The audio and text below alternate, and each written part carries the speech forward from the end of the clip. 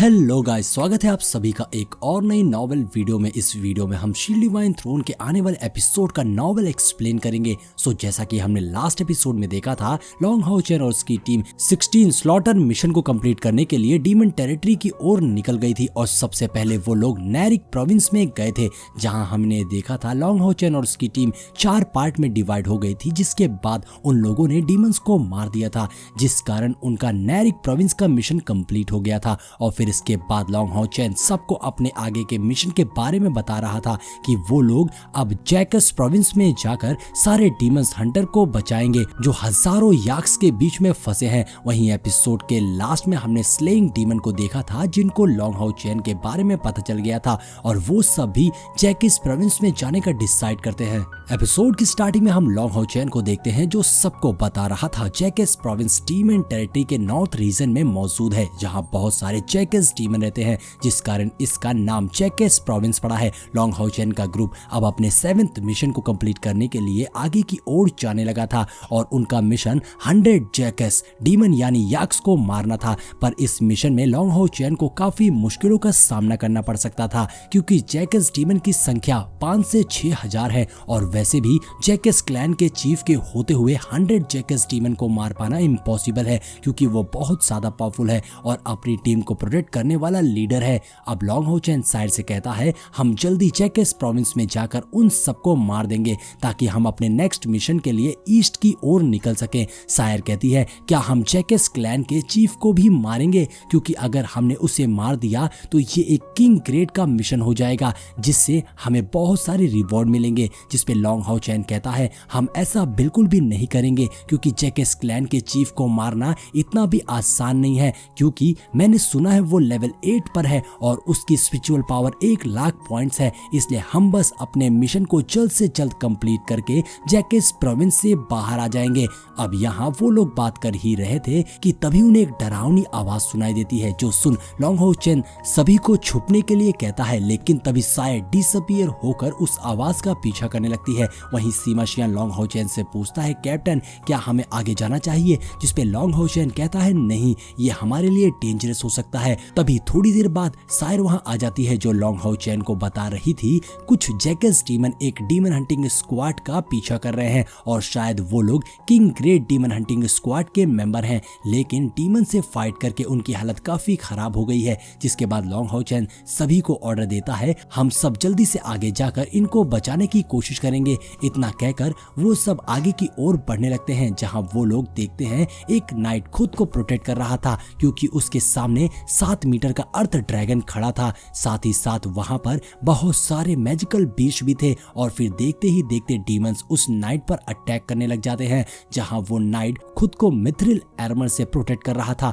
उधर हम चेरी चैन को देखते हैं, जो एक स्पेल पढ़कर अपने मगडल को एक डीमन होल्डर में कन्वर्ट कर देती है। उधर लॉन्ग हाउ चेन अपने स्पिरिचुअल विंग्स को एक्टिवेट कर लेता है, जो देख जैकस डीमन अपने स्पीयर से उसकी ओर हमला कर देते हैं, लेकिन long Hao chain divine obstruction का यूज करके उनके अटैक से बच जाता है और फिर जवाब में उन पर डिवाइन स्वॉर्ड से अटैक करता है, जिससे दर्जनों जैकस डीमन एक ही झटके में मारे जाते हैं। लॉन्ग हाउ चेन को बिल्कुल भी अंदाजा नहीं था कि डिवाइन स्वॉर्ड की पावर्स इतना ज्यादा खतरनाक है। उधर हॉयू भी अपने मैजिकल टेल का यूज करके बहुत से डीमंस को हवा में उड़ा दे रहा था। वहीं सीमा शियान, हेनयू और वैंग वान हॉयू के दोनों साइड खड़े थे और वो जैकस डीमन से फाइट कर रहे थे। तभी 2 जैकस ऑफिसर कुछ और जैकस डीमन को उन पर अटैक करने के लिए आगे भेज देते हैं, जो देखकर लिटिल फ्लेम यानी हॉयू का फर्स्ट हेड उन पर फायरबॉल से अटैक कर देता है, जिससे एक साथ कई जैकस डीमन मारे गए थे। और इसी तरह हॉयू के सारे हेड अपनी अपनी पावर्स का यूज करके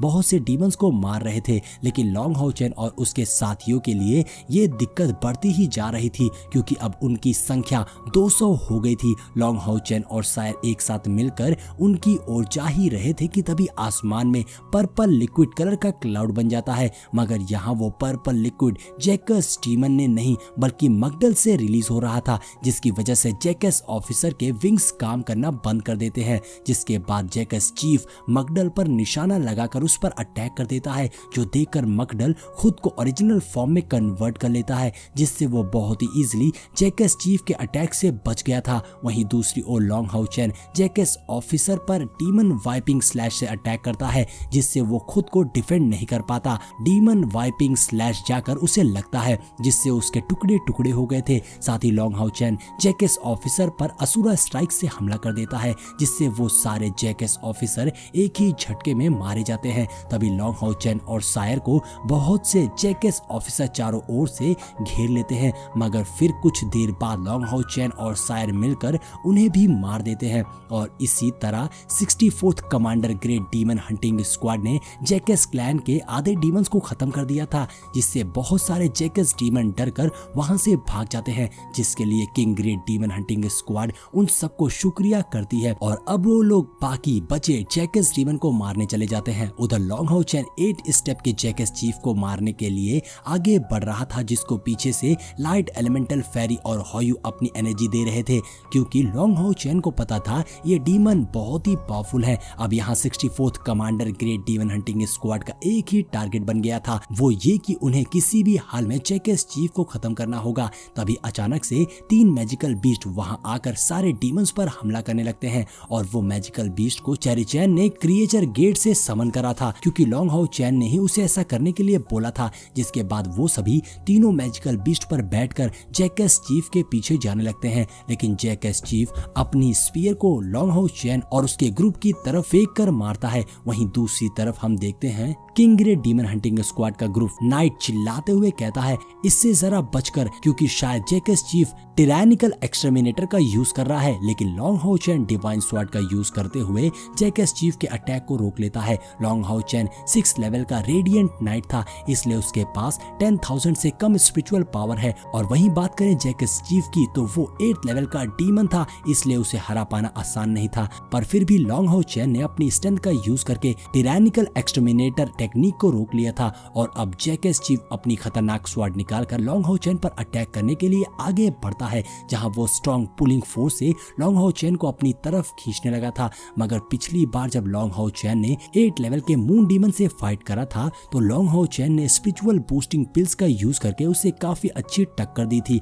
और इस बार लॉन्ग हाउ चैन का सामना जैकेस चीफ से था, जिसने फाइट के दौरान उसकी स्पिरिचुअल पावर को काफी अफेक्ट कर दिया था। और अब यहाँ लॉन्ग हाउ चैन खुद को उस प्रेशर से बचाने के लिए ऊपर की तरफ जाने लगता है, जिससे वो डार्क एनर्जी से रिलीज हो गया था। यहाँ लॉन्ग हाउ चैन की बॉडी से गोल्डन लाइट रिलीज हो रही थी, तभी जैकेस चीफ अपने स्पीयर से लॉन्ग हाउ चैन पर मल्टीपल अटैक कर देता है, जहाँ हम देखते हैं लॉन्ग हाउ चैन की ओर बहुत सारे स्पीयर आने लगते हैं, जो देखकर लॉन्ग हाउ चैन डिवाइन स्वॉर्ड का यूज करके उस अटैक को डॉज कर लेता है। जैकेस चीफ को लग रहा था उसके अटैक से लॉन्ग हाउ चैन नहीं बच पाएगा, लेकिन ऐसा बिल्कुल भी नहीं होता, बल्कि लॉन्ग हाउ चैन ने बहुत ही इजीली उसे सरपास कर दिया था। ये देखकर जैकेस चीफ और भी ज्यादा गुस्से में आ गया था। इन दोनों की फाइट काफी इंटेंस थी, जो देखकर लग रहा था कि लॉन्ग हाउ चैन इसके सामने काफी कमजोर पड़ रहा है। लेकिन तभी लॉन्ग हाउ चैन उस पर अटैक करने के लिए एक न्यू टेक्निक का यूज करता है, जिसमें लॉन्ग हाउ चैन की बॉडी के साथ हॉयू और लाइट एलिमेंटल फेरी की पावर्स ने मर्ज कर लिया था,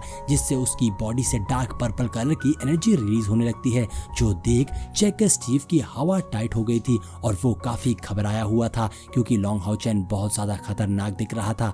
यहाँ तक उसको glorious Holi armour dark purple armour में कन्वर्ट हो गया था, जिसके साथ ही हमारा ये एपिसोड यहीं पर एंड हो जाता है। दोस्तों, अगर वीडियो पसंद आई हो तो लाइक और कमेंट जरूर करिएगा। मिलते हैं नेक्स्ट वीडियो।